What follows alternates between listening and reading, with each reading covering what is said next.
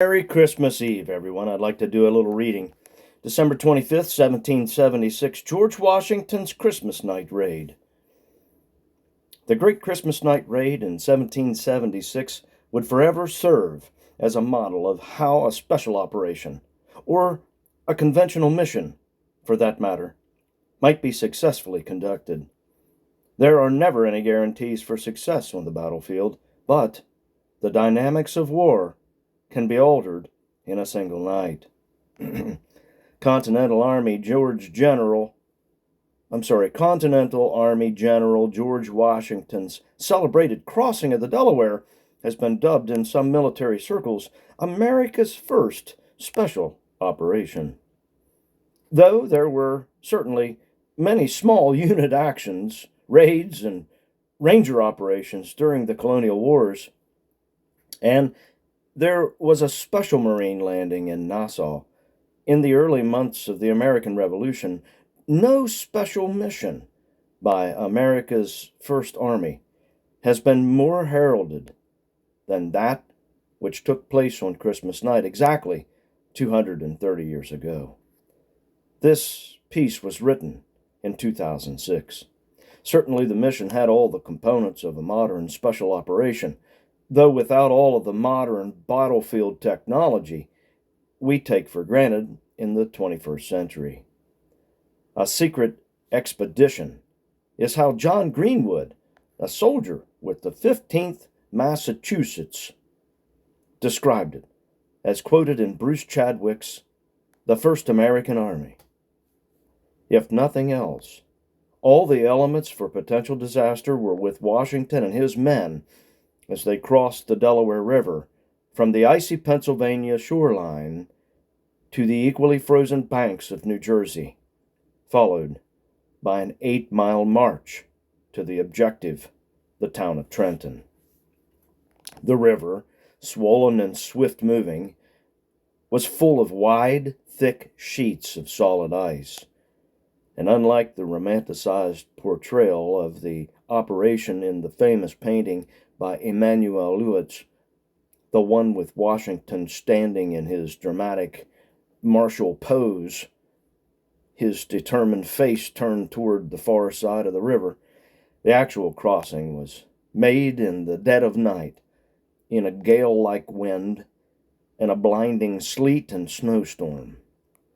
Odds are, Washington would have been hunkered down in one of the 66-foot-long wooden boats, draped with his cloak, stoically enduring the bitter cold with his soldiers, some of whom were rowing or poling the boats against the ice and the current. Washington's strategic concerns. The decision for the crossing and the subsequent raid on Trenton was based on Washington's belief that he had to do something.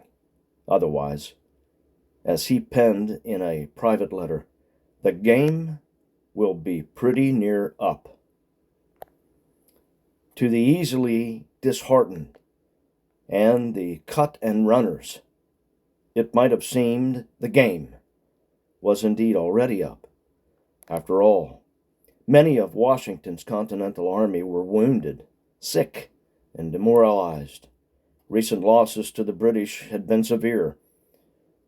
Desertion numbers were rising, and enlistment terms were almost up. Reinforcements were poorly trained and ill-equipped. Ammunition was in short supply. The soldiers were not properly outfitted for extreme winter conditions. Clothing was sparse. Many men were in rags, some naked, according to Washington's own account. Most had broken shoes or no shoes at all. The mission itself, though a huge gamble, was technically simple. Washington, personally leading a force of just under 2,500 men, would cross the river undetected, march toward Trenton, and attack the enemy garrisoned in the town at dawn.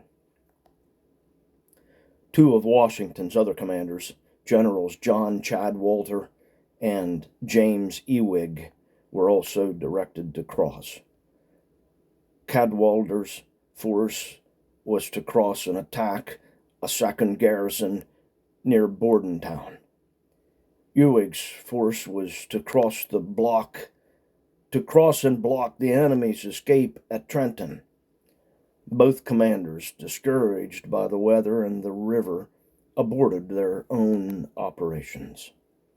But according to Maurice Matloff's American Military History, the United States Army's official history, driven by Washington's indomitable will, the main force did cross as planned. Speed of movement, surprise, maneuver, violence of action, and the plan's simplicity were all key. Unfortunately, the elements all came together. The factors in Washington's favor were clear. The weather was so bad that no one believed the Continentals would attempt a river crossing followed by a forced march, much less at night. The Continentals were numerically and perceived to be qualitatively inferior to the British Army.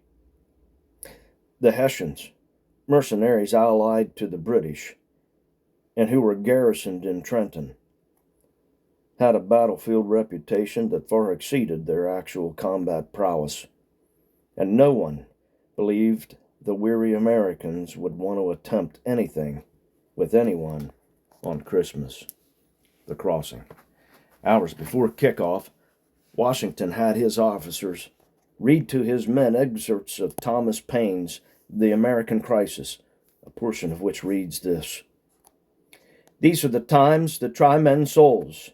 In summer, the summer soldier and the sunshine patriot will, in this crisis, shrink from the service of their country. But he that stands it now deserves the love and thanks of the men and women. Tyranny, like hell, is not easily conquered. Yet we have this consolation with us, that the harder the conflict, the more glorious the triumph." By 4:00 p.m., the force was gathered at McConkey's Ferry, the launching point for the mission. The watchword, "Victory or Death," was given. When darkness set in, the men climbed into the boats and began easing out into the Black River. Back and forth throughout the night and into the wee hours of the 26th, the boat crews ferried the little army, a few horses, and 18 cannons across the Delaware. The crossing was complete by 4 a.m., but 2 hours behind schedule, and the temperatures were plummeting. At least 2 men, exhausted and falling asleep in the snow, froze to death. Attacking Trenton. The next obstacle was the march toward Trenton in the blinding snow, sleet, even hail, and on bloody, frost-bitten feet. "Keep going, men. Keep up with your officers," Washington, now on horseback, urged as he rode alongside his advancing infantry. Just before 8 a.m., the advance elements of the American army were spotted on the outskirts of the town by a Haitian lieutenant. But by the time he was able to sound the alarm, all hell was breaking loose. Americans were rushing into Trenton and with fixed bayonets. The Haitians, some still in their underwear and nearly all with hangovers from too much Christmas Day celebrating, were attempting to form ranks, but were quickly overrun. Many fled in the panic. Hundreds surrendered. Those who resisted were shot down and run through with the bayonet. The Haitian commander, Colonel Johann Rall, was desperately trying to rally his men, but he was shot from his horse and died later that day. One of Washington's junior officers, Lieutenant James Monroe, was leading a charge against a Haitian position in the town when he took a musket ball in the chest and collapsed. Amazingly, he survived and would ultimately become the 5th President of the United States. The fighting lasted about an hour.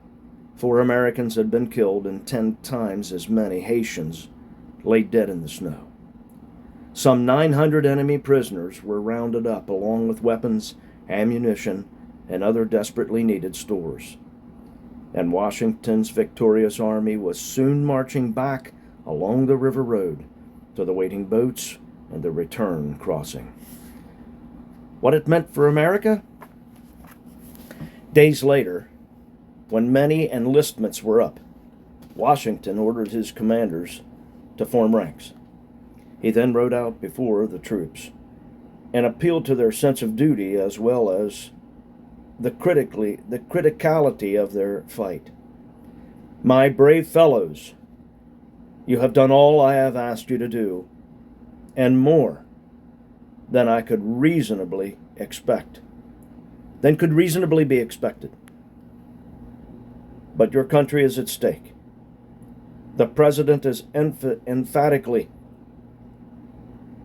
the crisis which is to decide our destiny. Indeed, it was in December of 1776, just as it is in December of 2006 or 2012, and I'll add, or 2024. Washington held his little army together. Many of the Continentals renewed their enlistments. They then capitalized on their Trenton victory with wins over the British at Trenton the second go-round on January 2nd and Princeton on January 3rd. The initial Delaware crossing and the raid on Trenton was the bold, high-risk shot in the arm the nearly disintegrated American army needed in late 1776.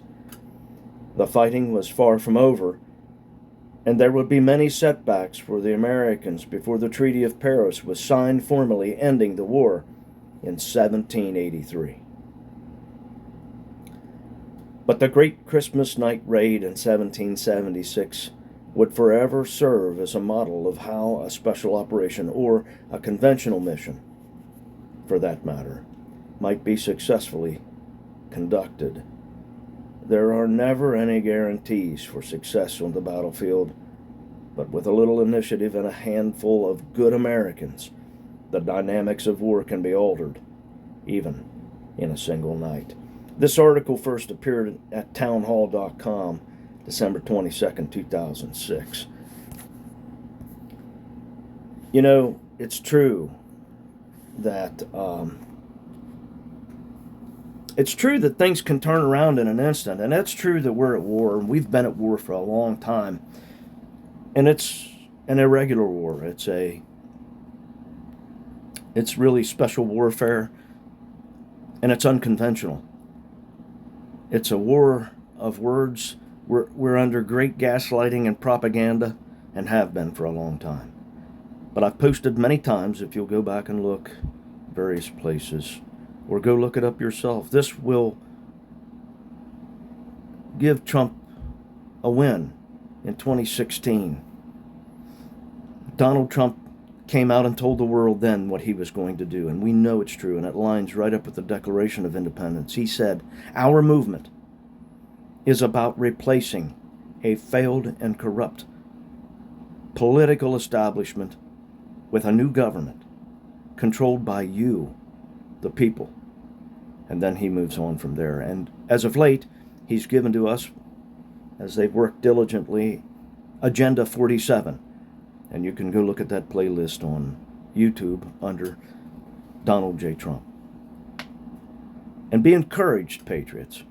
We've been fighting hard, and we'll continue to fight. We've been given now, I believe, an opportunity by the hand of God, by the grace of God, through the many sore knees and tear-filled pleas in petition by a divine providence of our God in heaven through Jesus Christ, for help, mercy,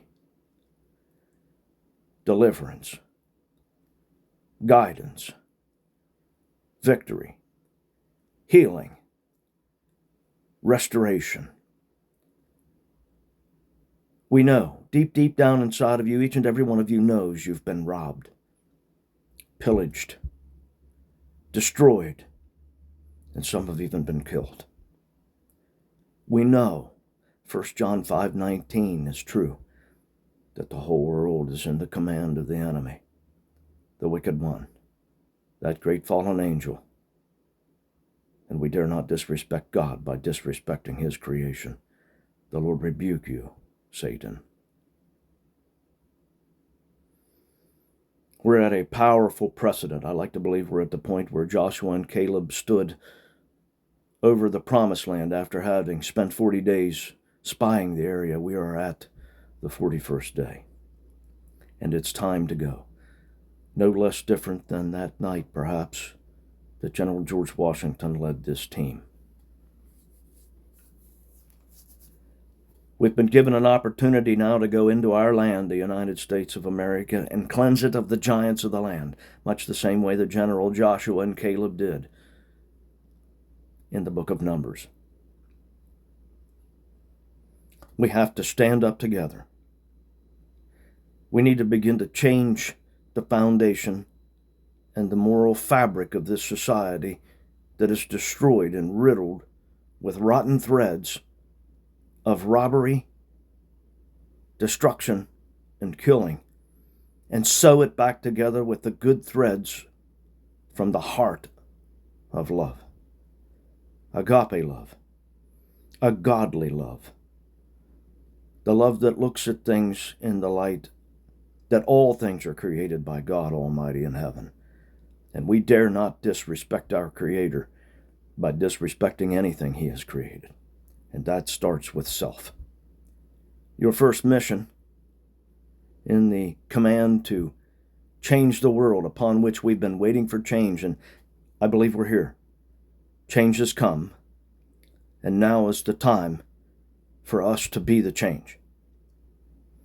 We have to begin to love. 1 Corinthians 13 defines this command, which is, according to Samuel 15:22, obedience to God, which is greater than sacrifice. And love is the greatest command that satisfies all the laws. And against love there is no law. And we can begin to forge the future, a better future, in love, with it being secured with peace through strength. We must learn. We must change our thinking and change our ways and lay down our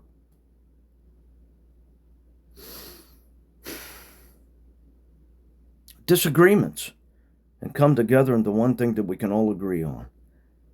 And that is goodwill toward mankind and peace on earth. I'm going to end this now.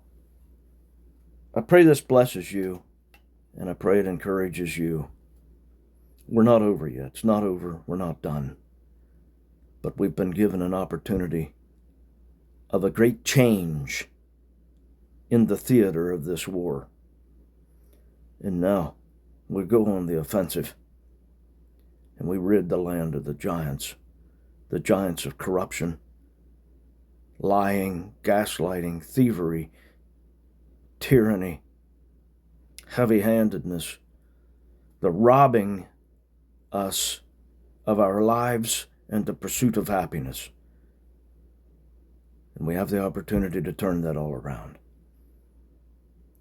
And we must band together to bring about this change. If you're not, God said, Jesus said, if you're not with me, you're against me. And as I've posted many times in the past, choose wisely. Because if you're not with us, you're against us.